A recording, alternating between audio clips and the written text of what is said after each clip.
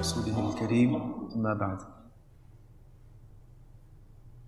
The word Alameen is plural of Alam, and Alam is what we call a sigha. It is a form of a noun which is used to denote a tool for something. A tool, a utility, something that is used for something. An example of that is khatam. So khatam is the tool that's used for the act of sealing. Khatam meaning putting a seal. And the same thing applies to the word taba'. Alam is then the tool for which ilm is achieved. The tool for achieving, the utility for gaining knowledge, ilm. Even though the ulama of lugha have differed whether the asl of this is ilm or alama, but it could be both. Why? Because alam, as we will understand, it refers to all of the things around us, and all of the things around us give us insight and knowledge that reaches Allah subhanahu wa ta'ala. Or everything around us is in fact simply a sign. It is an indicator of who created it and how He created it. So Alameen, the plural of that, would mean all of the things that exist around us which are acting as signs.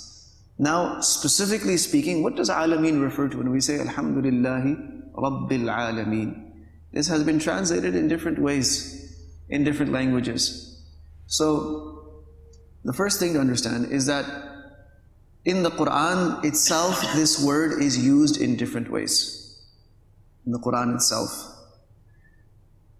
One of the ways that the word is used in the Quran is as per the pre-Quranic Arab usage, which means all the people of your time, all of the people of a certain time.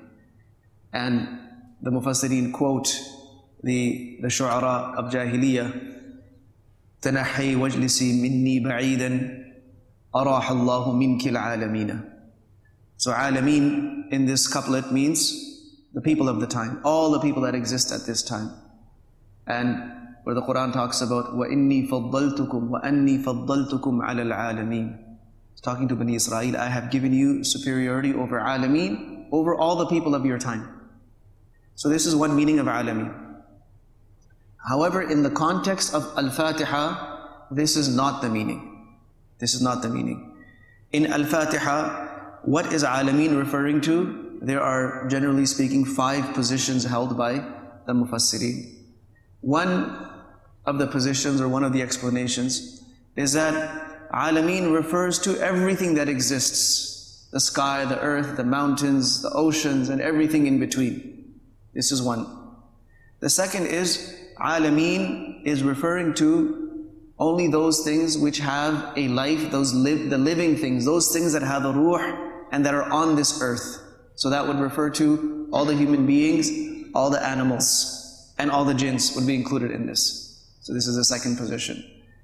The third is that this is referring to the human beings and the jinns. Just the humans and the jinns.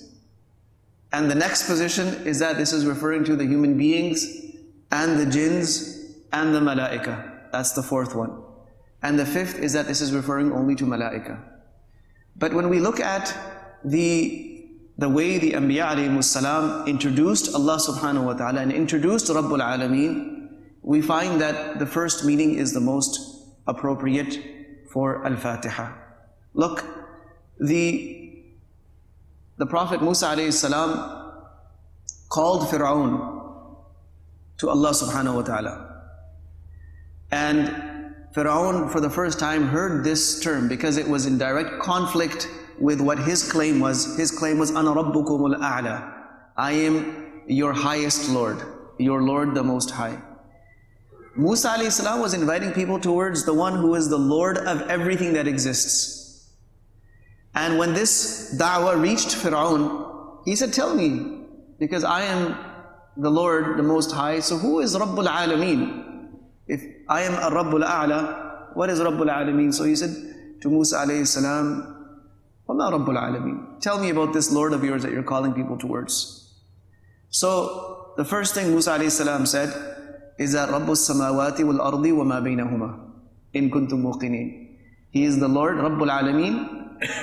Alameen means the skies, the earth, and everything in between them, in kuntum muqinin, if you are willing to have a little bit of yaqeen. So Fir'aun made a big joke of it. قَالَ لِمَنْ حَوْلَهُ أَلَا تَسْتَمِعُونَ. Look what this man is saying. So Musa alayhi salam continued, رَبُّكُمْ وَرَبُّ آبَائِكُمُ الْأَوَّلِينَ. O Fir'aun, you are claiming to be the Rabb, Most High, but even you have a father. Someone gave you birth. My Lord is the one who is not just your Lord, but He's also the Lord of all your forefathers in the past.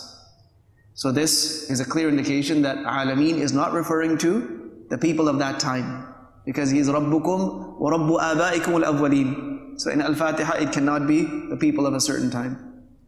Then Fir'aun started getting a little bit angry. He started getting angry. And he says, look, this is not right.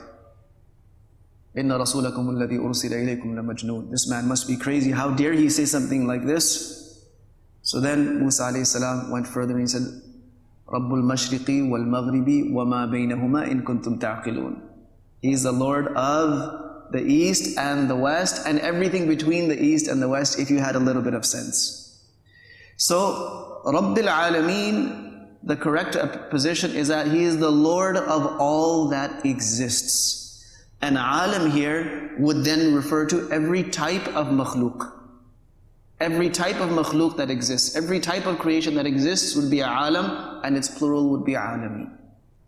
So this was the second wasf, the second sifa of Allah subhanahu wa ta'ala that He is introducing. He said, Alhamdulillahi Rabbil Alameen. So He's not just Rabb, He's Rabbil Alameen, because people have taken many arbab. People have taken many things as their master, as their Lord, as the one that they turn to in their time of need. But the real one, the actual one, is Allah subhanahu wa ta'ala. He is Rabbil Alameen. That means He's also the Lord of all the things that people worship. People may have turned to those things thinking incorrectly that those things can do something for them, but Allah Azza wa Jal is their creator, He is their sustainer. So this is a little bit of insight about this word Alameen, and inshallah we'll continue this discussion in future sessions. Wa sallallahu wa sallam wa baraka ala nabiyyina Muhammad.